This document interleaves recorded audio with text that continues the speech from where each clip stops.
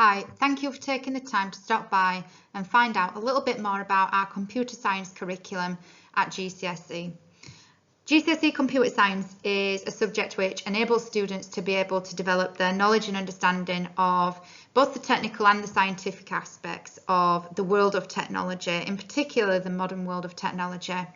It can be applied to a huge variety of contexts, from software engineering right through to cybercrime, bearing in mind that this course is really designed with preparing students for the future in mind. The aspects of the course provide students with a range of experiences that will allow them to receive almost a taste in the different aspects of computer science, from the history of computing to networking, right through to things like managing data. And this is all designed to essentially give them a taste at the different aspects and think about where their career could potentially take them as they move on to Key Stage 5. So let's look at the topics that we cover then. First of all, computational thinking and programming skills. So within this aspect of the course, we talk about databases and we teach our students how to manage and organize databases using SQL. We also look at the fundamentals of algorithms, with the idea of not just teaching students how to program in a subject like Python, but also how to apply their programming knowledge to a range of different programming languages. We also think about the computing aspects, so the ethical, the legal, the environmental impact of digital technology, particularly on a wider society, and also the impact that this has had more recently on privacy. We talk about cybersecurity, looking at the risks of cybersecurity, the issues that larger organisations face, and how those issues are being overcome, in such as with pen testers and having accurate and suitable network settings. We look at computer systems, how they function, how we've got to where we are now, where we can have computers working on tiny devices built into watches, given in mind that the first computer ever built were 50 tons. What happened to get us where we are now, and how is it that computers actually turn electronic signals into the things that we see on screens and the software that's on machines saving lives? We also look at data representation, so thinking about how data can be represented, such as graphics and sound electronically, and how a computer network functions, thinking about how data is transferred across networks, not just local networks within our buildings and our homes, but also within a global aspect, and where that might further develop to in the future. This course has become incredibly successful. Over the last few years, we have seen an incredible uptake, and I am so proud to be part of a department where we have seen our numbers double within the last 2 years alone. And also the uptake of girls that we're now seeing on the course. It's fantastic to see, and I am so proud to be a part of this. And this is also having a direct impact on our Key Stage 5 curriculum and the numbers that we're seeing as our Key Stage 5 coverage develops.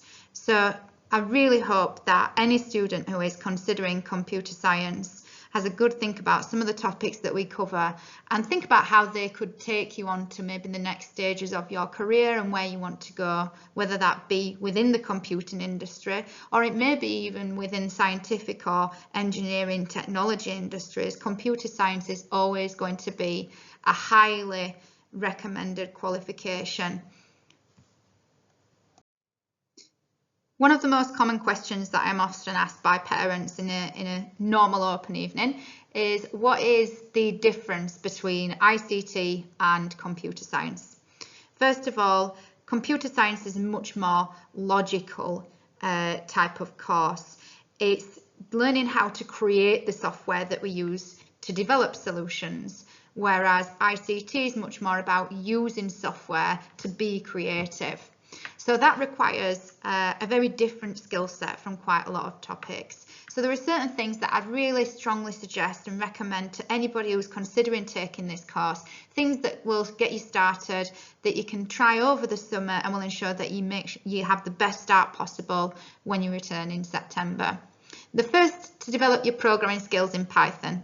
If you enjoyed programming in Python at Key Stage 3 and you've enjoyed the topics that we've covered, over the last couple of years, then you can continue to work on those programming skills in Python through sites like Codecademy. They provide fantastic online courses which will take you through right from the very basics up to the advanced skills, ensuring that your coding is incredibly strong by the time we reach year 11 when we're starting those bigger projects.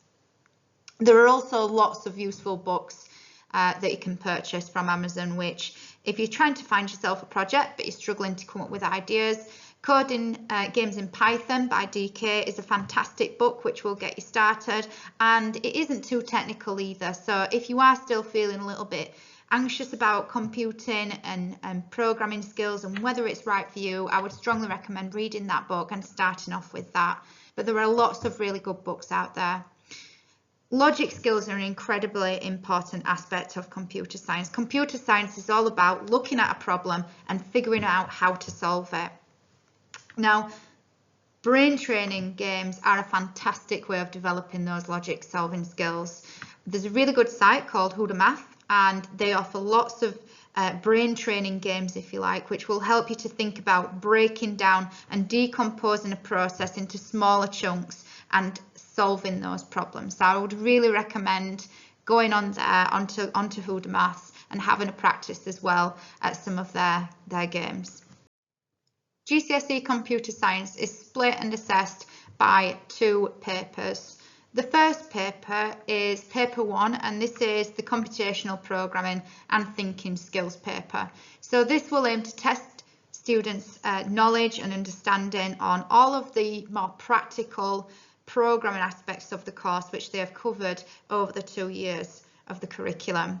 Both papers are worth 90 marks. However, there is a slight difference in the time for these papers. So paper 1, which is the programming paper, that has 2 hours and it's worth 50% of the qualification. There is also paper 2, which tests students on their understanding of computing concepts. So that includes everything from discussions around the ethical impact of computing, about cybersecurity, about networks, being able to convert data types. That is much more theoretical, and again it's worth 90 marks, but that paper is 1 hour and 45 minutes, again worth 50% of the qualification. Computer science is a fantastic subject, providing that you have a particular mindset. It's a very technical subject which demands very strong academic skills from students, as you do learn in depth about the workings of a computer system, which does have quite an intense amount of theory behind it. But it also requires a strong commitment to someone who really genuinely has a love of tinkering and figuring out how to make things work. If that sounds like that's the sort of person that you are, then you might want to consider, do you have an interest in learning more about how computers work, the history of computing, networking, cybersecurity, and do you enjoy problem solving and puzzles? Have you enjoyed the programming units that we've covered in Key Stage 3 when we've used Python? And do you like a challenge and figuring out how things work? Are you the sort of person that will sit there and not let something beat you until you have figured it out and made it work? If that sounds like you, then the next thing is we'd recommend that you think about where you're coming from in terms of how you did in programming in year 9 with us in computing, and also what is your maximum final target predicted in maths. Okay, we asked for at least a minimum of a grade 5. As maths is a huge part of our curriculum, we do believe that it really is important students have strong mathematical.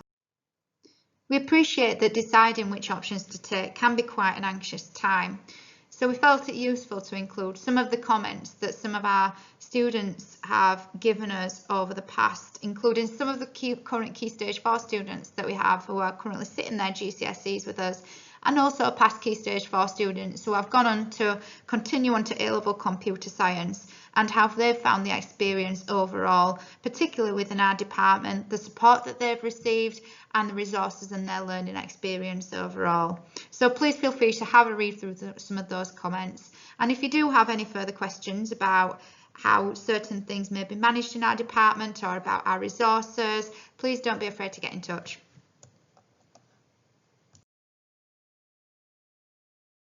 Thank you for taking the time to stop by and find out a little bit more about computer science and what we can offer our students at Key Stage 4. If there is anything that you would like some further information on, or perhaps you would like to have a look at some examples of past work, or simply look at the course guides and find out a little bit more about what's involved in the course, then please contact us or email Mr. Teasdale, Head of Subject for Computing, by contacting him on the options@penistone-gs.uk email address.